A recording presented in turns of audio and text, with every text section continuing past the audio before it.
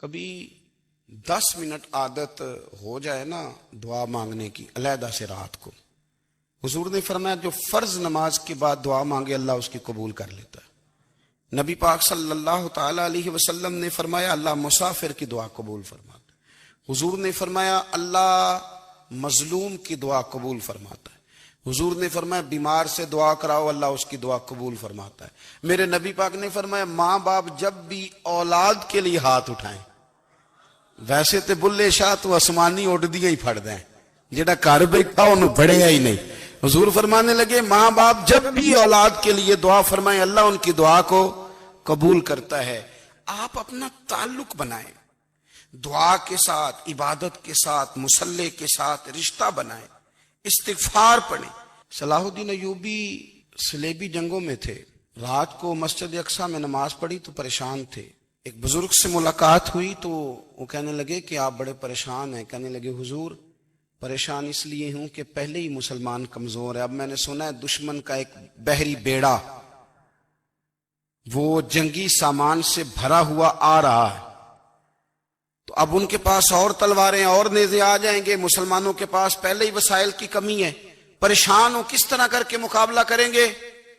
یہ بات کہتے ہی صلاح الدین ایوبی نے بزرگوں سے کہا حضور آپ بھی دعا کرنا، دعا کی بڑی طاقت ہے۔ میرے نبی پاک نے فرمایا دعا مومن کا ہتھیار ہے، دعا مومن کا۔ حضور نے فرمایا تقدیر کو سوائے دعا کے کوئی چیز نہیں بدل سکتی، دعا مومن کا ہتھیار ہے، یہ کافر کے پاس کوئی نہیں، یہ ہتھیار ہے مومن کا۔ اللہ کرے آپ کو سمجھ آئے، پھر سنیں کئی بار کہہ چکا ہوں یہ ہتھیار ہے۔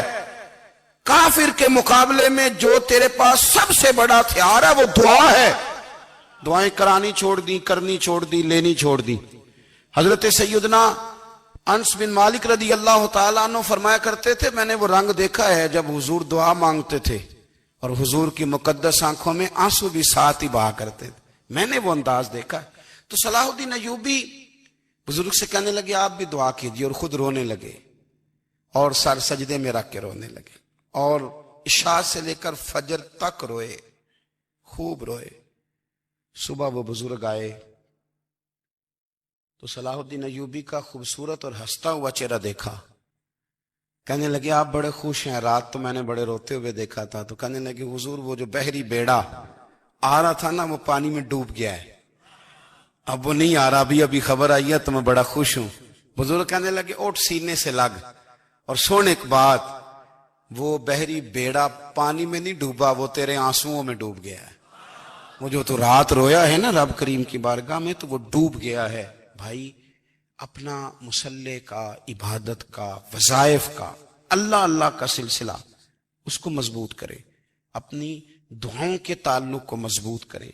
دعائیں بڑے انقلاب برپا کر دیتی ہیں۔ ہم تھوڑے تھوڑے نا جب سے خشک ہوئے ہیں نا، خشک، اور میری تو جماعت ہی صوفیاء کی جماعت تھی، ہم تو داتا علی اجمیری کی جماعت سے، ہم تو خواجہ اجمیری کی جماعت سے، ہم تو شیخ احمد فاروق سرہندی کی جماعت سے، ہم تو صوفیاء کی جماعت۔ ہماری جماعت نے بھی وہ تعلق جو ہمارے بزرگوں نے بنایا تھا۔ بزرگ اللہ کے قریب کیسے جاتا ہے؟ ہمارے یہاں نا بہت سارے لوگ کہتے ہیں جی نظر ہو گئی تو کام ہو گیا۔ بھئی جو بخاری مسلم میں طریقہ ہے نا اللہ کا قرب پانے کا وہ تو نفل ہے۔ نبی کریم علیہ السلام نے فرمایا بندہ نفلوں کے ذریعے رب کے قریب جاتا ہے، اور اتنا قریب جاتا ہے کہ پھر اللہ اس کی زبان بن جاتا ہے، اللہ اس کی آنکھیں بن جاتا ہے، کان بن جاتا ہے، ہاتھ اور پیر بن جاتا ہے۔ تو یہ تو عبادت ہے، یہ تو اللہ کی بارگاہ کی حاضری ہے جو آپ کو اللہ کے قریب کرے گی۔ تو نماز کو اہمیت دے کے ادا کریں، نمازیں موبائل بند کر کے ادا کریں۔ لیکن نا کچھ لوگ کہتے ہیں مجھے ٹائم نہیں ملتا نماز کا، تو میں کہتا ہوں یہ آپ نے بڑی جرت کی بات کی ہے۔ مجھے کو میرا پیر بھائی کہہ دینا میرے پاس ٹائم نہیں ہے آپ کو ملنے کا، تو میں کہتا ہوں آج کے بعد آنا ہی نہ۔ تو کیا سمجھتا ہے تو بہت بڑا آدمی ہے، تیرے پاس ٹائم نہیں ہے اور ہمیں ملنے کا ٹائم، موج کر۔ تو آپ نے اللہ رسول کو کہہ دیا ٹائم نہیں۔ اور عجیب فلسفہ ہے نا، کہا جائے نماز پڑھنے آؤ تو کہتے ہیں کپڑے ٹھیک نہیں، اور کہا جائے کہ آؤ ذرا دعوت پہ چلیں تو کہتے ہیں 1 منٹ ٹھہر میں کپڑے بدل کے آیا۔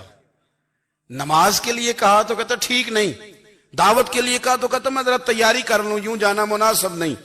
یہ معاملہ ٹھیک نہیں۔ رب تو فرماتا ہے کہ جب تم مسجد میں آ تو زینت اختیار کر کے آ، خوب ذوق سے دعا مانگیں، خوب شوق سے نماز پڑھیں، خوب استغفار کا مزاج بنائیں۔ آپ لوگوں کے بیچ رہ کے سوکھ حاصل کرنا چاہتے ہیں، لیکن آپ کو پتہ ہے کئی مہینے غار حرا میں رہنا بھی مدینے والے محبوب کا طریقہ ہے۔ ہر سال اعتکاف بیٹھنا الگ سے، یہ بھی حضور کا طریقہ ہے۔ مسجد نبوی کے اندر دروازہ کھلتا تھا نبی کریم کا، پر گھر کے اندر نفل پڑے نبی پاک، اور حضور فرماتے ہیں کچھ نفل نماز گھر میں بھی پڑھا کرو، گھر کو قبرستان نہ بناؤ۔ ہمارا گھر اللہ کے ذکر سے آباد ہوگا،